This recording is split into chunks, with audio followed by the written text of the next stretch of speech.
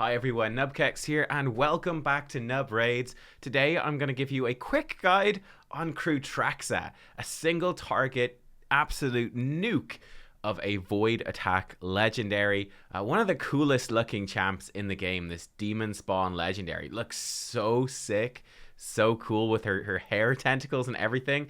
Pretty scary stuff. Puts me in the mood as well for like some, I don't know, maybe some Slanesh action in Total War Warhammer 3. Are you guys going to be playing that next month?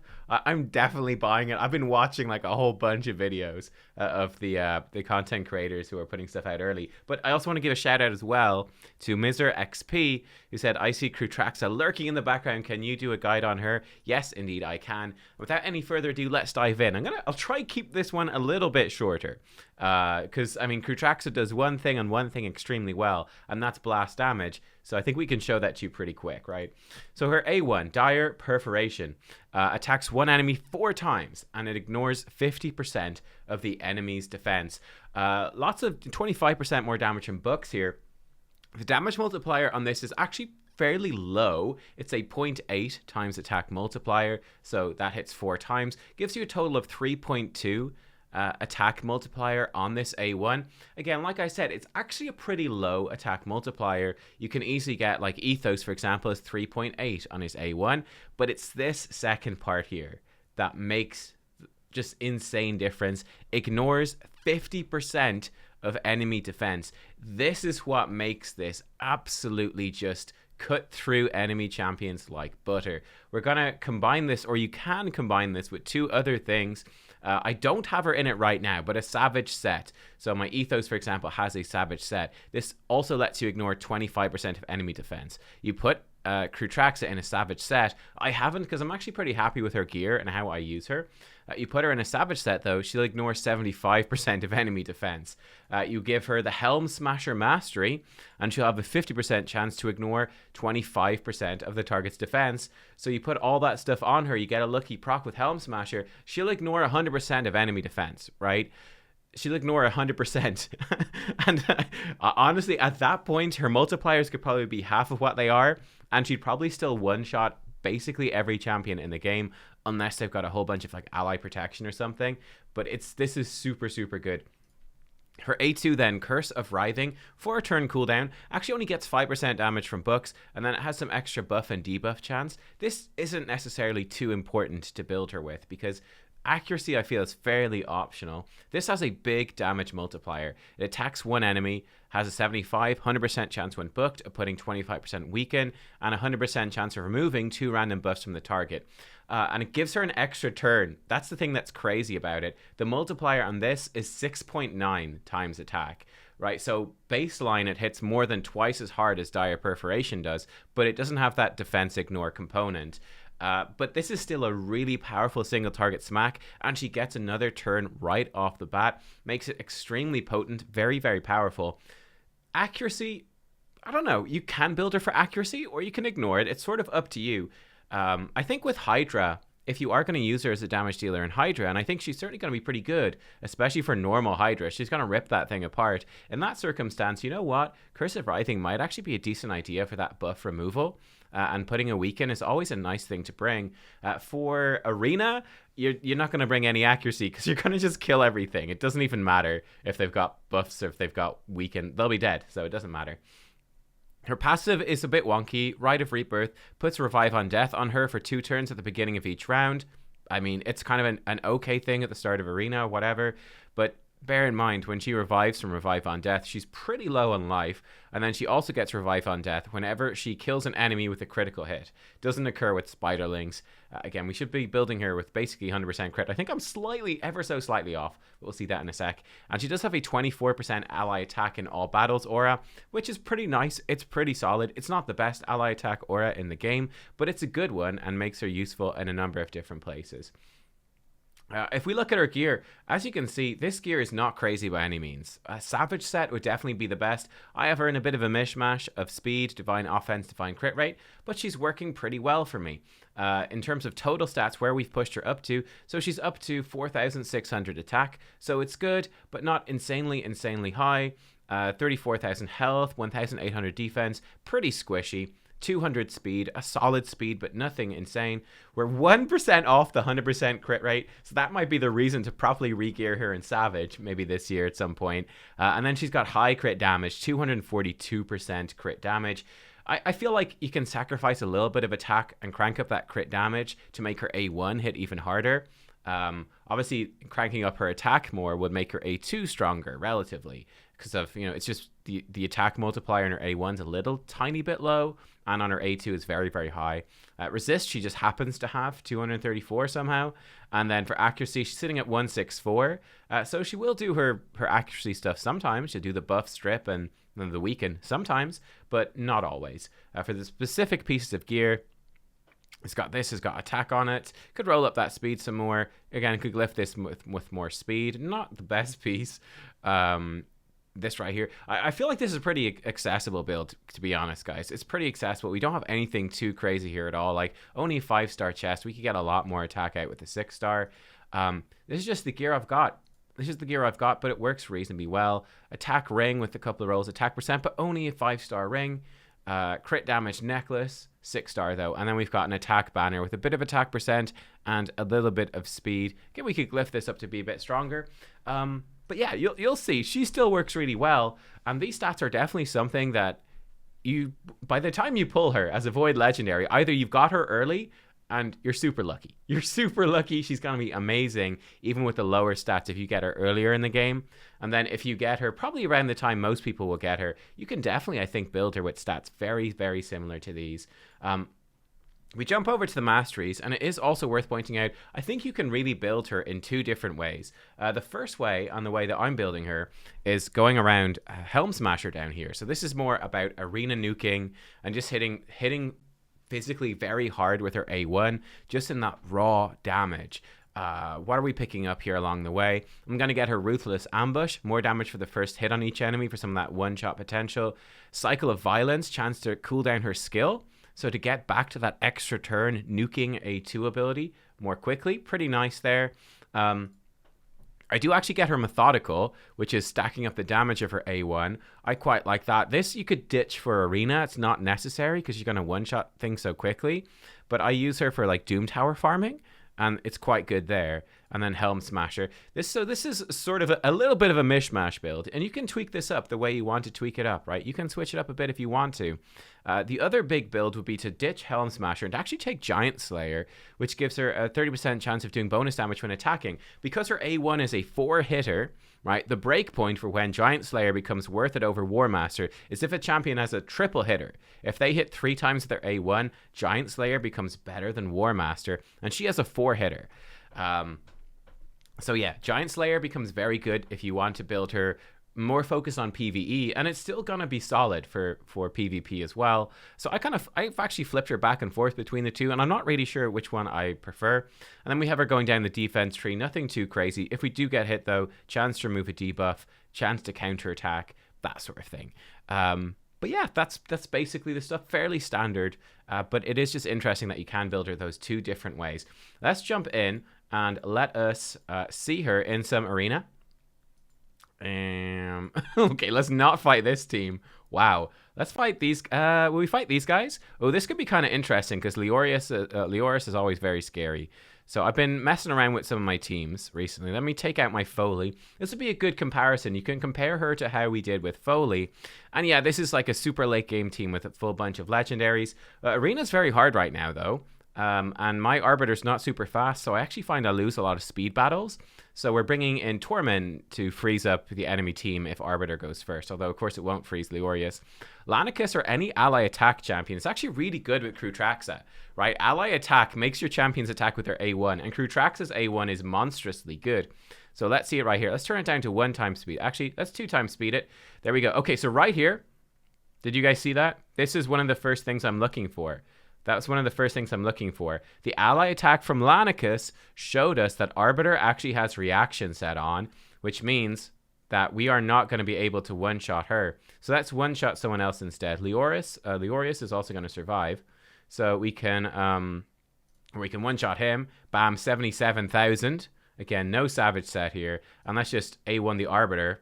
Almost killed her. She reduced some of the crits, which is a tiny bit unfortunate. Oh, actually, did that remove the debuff? I think it might have. So we do need to be a little careful here.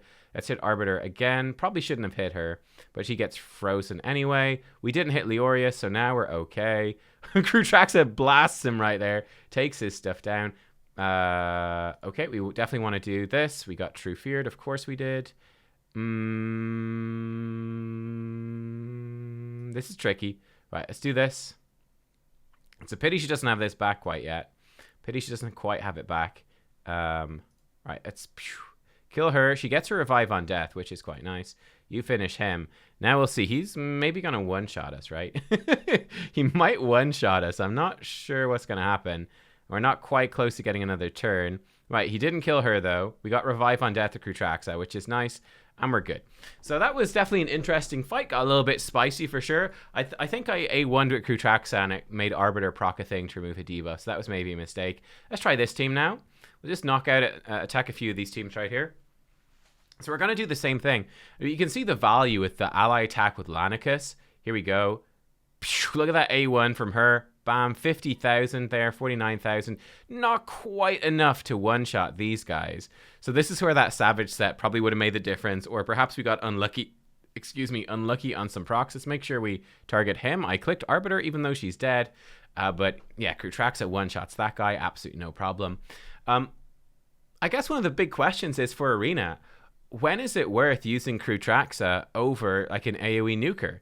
And I think there's two major places where it becomes worthwhile. Oh, I'd love to fight this team, but unfortunately that Torment makes it really difficult. I don't have a good way to counter that. Let's try these guys, I suppose. They don't look super fast, so we could actually change up our team here, and we could put in Lydia. Let's do like this. And let's fight this one on manual as well. Oh my god, they are faster. Okay, well, we're dead.